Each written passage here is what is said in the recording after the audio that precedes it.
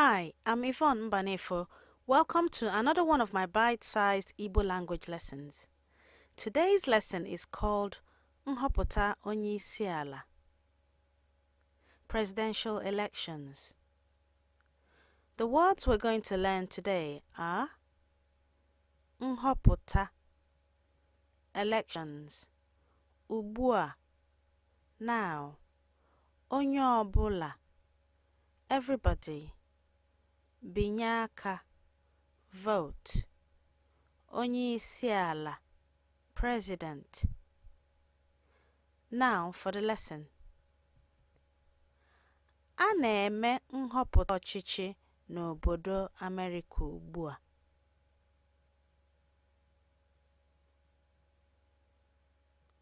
A na-eme nhọpụta ọchịchị n'obodo America ugbu a.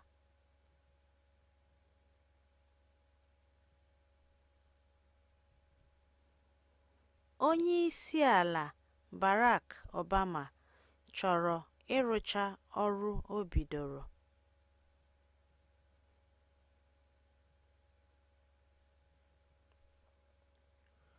Onye isi ala Barack Obama chọrọ ịrụcha ọrụ o bidoro.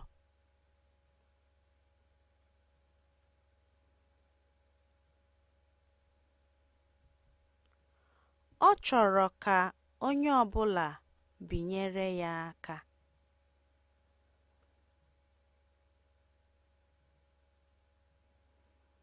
Ọ chọrọ ka onye ọbụla binyere ya aka. Now we're just going to do one question, just to test what we've learned. Gịnị ka ọ chọrọ ka onye ọbụla mee?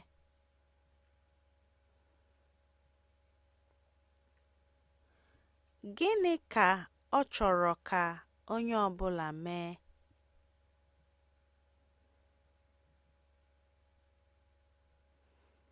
Ọ chọrọ ka onye ọbụla binyere ya aka.